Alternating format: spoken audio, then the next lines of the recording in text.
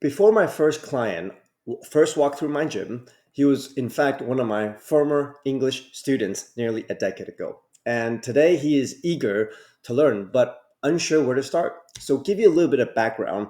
I taught him English 10 years ago as an English teacher in Taiwan. And now he was in high school. And now he is around 25, 26, and he wants to get jacked. He wants to feel good about himself. He wants to look better in a t-shirt. And in his early 20s, he was actually much bigger, and he's actually lost a lot of weight, but he's got that skinny fat look going on. So he's eager to learn, but he's just really unsure where to start. So to give you some background, very easy. I just said, look, just come on in. Let's see where you're at. Let's see what your fitness level is at. So, in this video, I'll take you through his inspiring journey, the challenges he faced, and the strategies we use to turn doubts into results. And most of all, if you've wondered how to create lasting change, this story has the answer you need. So, let's go ahead and get started. Um, right off the bat, when you haven't worked out at all, the first thing I always teach is okay, well, there are a few major parts in the body that you need to master. One of them is push. So we have a push day. One of them is pull day. And the third one is lower bodies, which is your leg day. And then the fourth one is lift day. If you're much more advanced, you got more time, you want to work on your shoulders.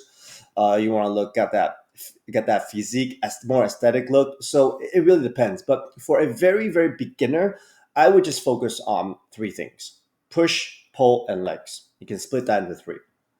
And then, of course, you can add cardio and abs into whatever your program is. Now, again, everybody has a different program that is designed differently in terms of their physical level and how long they've been working out and what is their journey, how long they've taken a break. So it's really important to find out, asking good questions. Where are you exactly? So we can get you the right program that will challenge you and then make you stronger progressively.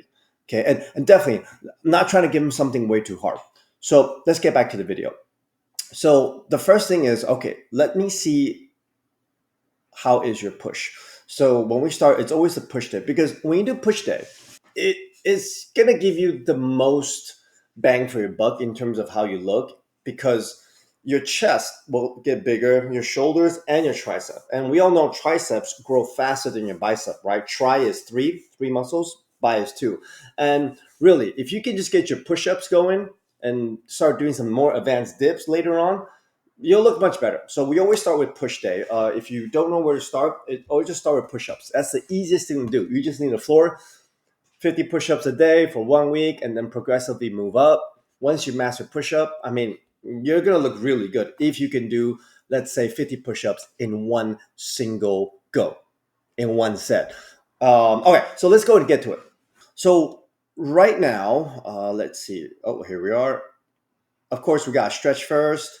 Right, and this is one of my favorites. When we stretch, we open up our legs and use our elbows to push away from our knees to kind of get that inside stretch, okay, to increase your flexibility. And then we did some body. And then, of course, one of my favorite, in fact, I think this is probably the most important stretch of all, is a dead hang, okay? And dead hang, you can look up other YouTube videos. There are tons of information on there where there you could do passive dead hang, where you're just hanging down and just decompress the spine and especially your neck, right? Because right now everybody is using so much computer, everybody's always slouching.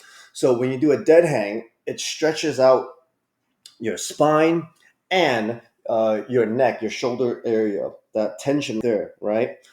And of course, you can do passive hangs where your scapula, um, you're you're actually using a bit of strength to hold, and that's going to help you a lot with shoulder mobility. So dead hangs is one of my favorite, all-time favorite warm-ups. And then of course, if you go a bit more advanced, you can do active dead hang with knee raises or leg raises, and that way is going to help you out with your core. And it's I think it's you're going to get the most bang for your buck with just one single move. So active dead hang, core tightened with knee raises and leg raises, that's going to make you feel amazing just from one single movement, one warm up. And of course, you can do other things too, but that is still one of my top favorites. So let's continue. Here I'm teaching him how to do active dead hang. And he's like, oh man, I really felt that. You can see his face. He's like, oh man, I really felt that. He even heard a little crack right here. I was like, there we go. All right, let's continue. And here I'm just showing him this one. I'm doing a passive dead hang along with knee raises. But again, we don't want to swing. We don't want to swing. We want to make sure that we're really nice and tight. When our legs go up, come up a bit further, up close to your chest. And when you come down, don't go all the way down and let go. Maybe you want to hang at like 20% up.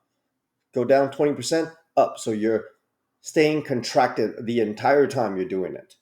And here I am. I'm just putting my hand behind him so that I can make sure I'm stabilizing him and he's not swinging forward. And yeah, just 10 of those, he's really feeling it. So now we get to our first movement. Now, like I said, I don't know where his level is at. So I said, hey, show me some push-ups. Let me see your form and let me see how your push-ups are, how many you can do. So here we are. And here I am. I'm kind of teaching him like, hey, look, you did your push-ups and you're feeling pain or you're feeling really sore in your shoulders. So there's two things. Number one, maybe your hand position is not correct, but because your hand position will determine where you are using more strength, right? If you're using your hands more to your right, that's more chest. If you're closer like this, that's more tricep.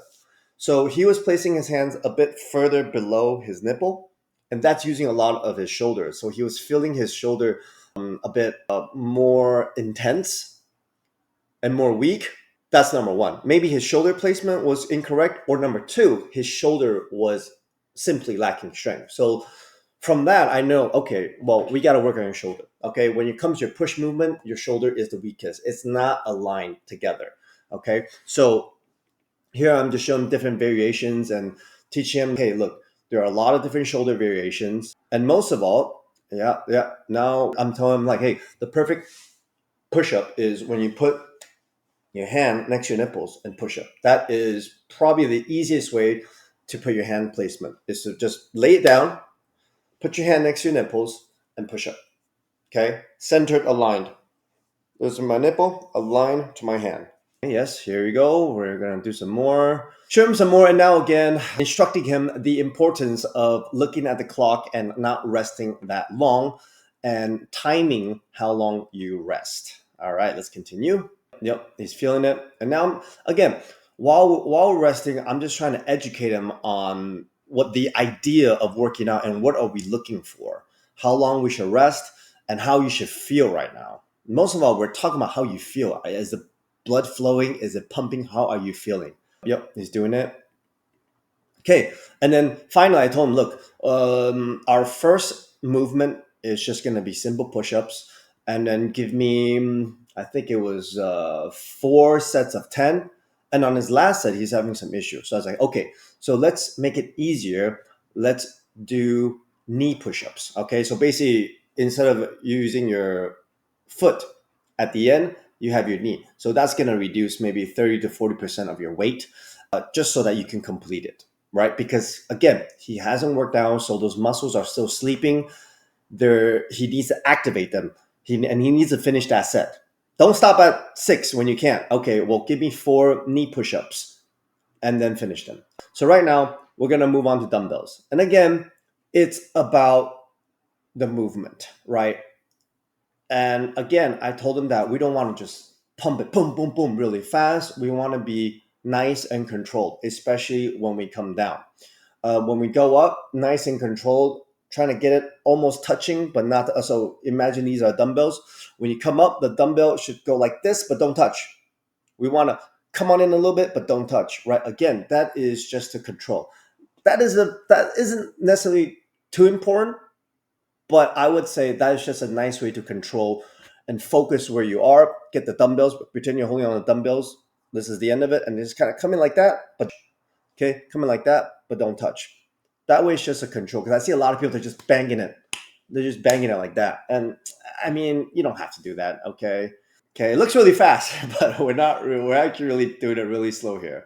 Okay, yeah, he's like, okay, now I'm demonstrating a few for him. Yep, yep, yep, yep. Again, just trying to make sure that his dumbbell placement is correct at the top position. Oh yeah, there we go. That's the face we want to see. That gains face. That feeling of, oh man, that blood flowing. I'm really pumped. That makes me happy when I see it. All right, let's keep going. Look at that. He's feeling. He's like, oh man, yeah, my chest feels amazing. My chest. I really feel the chest. Yeah. And then we're continuing on, just more talking, more talking. And again, my job is to guide him and just make sure that he's not resting more than he needs to. So I'm constantly looking at the clock and telling him 30 more seconds. Okay, when the clock hits this second, we're gonna go. And then he's gonna keep going. And all right, next movement, we're gonna do incline dumbbell bench. Okay, we're gonna do incline dumbbell. And the idea is the same, but this time we're pushing up and looking up. Okay, yeah, so he's really feeling it now. As you can see, just look at the face, the gains face. Yeah. And I'm instructing him on how to do things. And yeah, right here, you can see right here. I wrote down what gains face is all about, right? When you make like that face that you make, it's called gains face. Yeah, so he's loving it, and we're gonna continue. We're going to continue. We're really seeing him pushing himself. Yeah, he's feeling his body. Okay, and finally, for our last set, remember our first set is just simple push-ups. Second one is dumbbell bench. The third one is incline dumbbell bench, and the third one is tricep extension. Okay, and again, I don't have cables, I don't have fancy equipment, but honestly, I want to show you that resistant bands can do the job, and that's what we're doing. And again, I'm teaching him here how to use a resistance band and how to use your body correctly.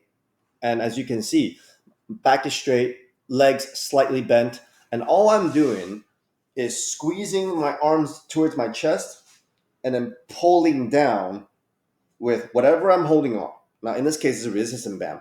If you're at a gym, you can use different equipments. Some that go like this, some that go single hand, whatever it is. But most of all is the stabilization of your body and especially your upper arm. All you're moving is your lower arm like that. Okay. Yeah, and here we go. What I'm doing right here is I'm helping him stabilize his arm and just give him a feel. Hey, this is what it feels like, and I think I'm gonna squeeze him later. Yeah, yeah. I told him now, stretch, stretch, keep stretching while you're doing. All right. So right now, as you can see, he's not his butt needs to kind of go out a bit more, so his back could go flatter. So I think I'm gonna come in here right now and tell him that. Yeah, he's feeling his tricep. Let's see where we are. Yeah, he's feeling his tricep more. Yeah. So again, his leg position, it could be more bent, but he's already really feeling it. So he's kind of really, I guess, reverse swinging. He's just going really hard at it, but that's okay. Remember, this is one of his, I guess this is his real official workout with a coach. So I didn't really go too hard on him on this one, but there's definitely areas of improvement on this. And then when we finished, I believe I asked him, "Hey man, you got more in the tank?" He's like, "Yeah." I was like, "All right, give me 10 push-ups." He's like, "Oh," and yeah, he's doing knee push-ups right here because yeah, I think he did 4, and he was like, "Oh my god, my arms are so sore." So I was like, "All right, give me knee push-ups. Let's just finish it. Use that as a finisher." And of course, that smile on my face, I'm enjoying it myself. I love seeing it. If you could see what I see, you'd be like, yeah, that's the Gains face. That blood all over his face. He's like, oh my God, just push-ups. Yep. And then again, make sure you stretch along as you work out, especially for beginners. You want to stretch as much as you can while you are resting, especially in between sets. Yep, there we go. That's a good way to stretch out your chest. And then again, hold on to something and then rotate. That's going to stretch out your tricep.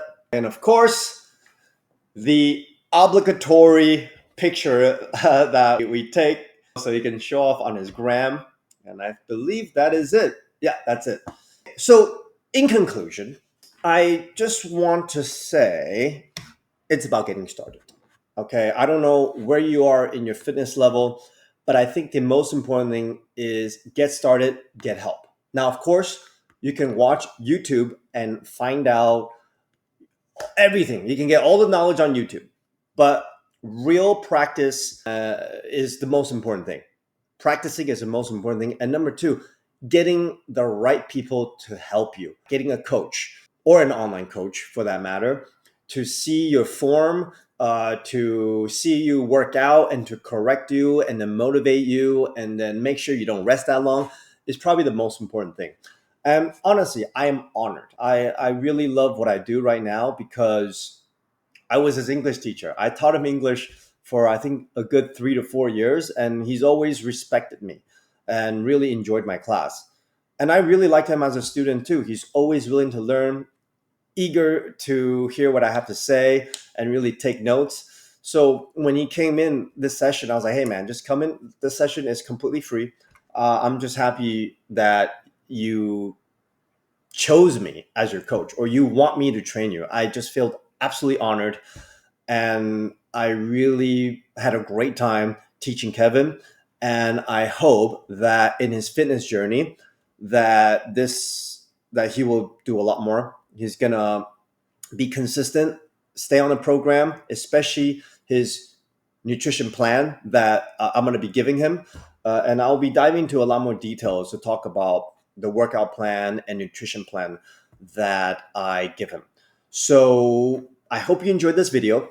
And until next time, take care of yourself and each other.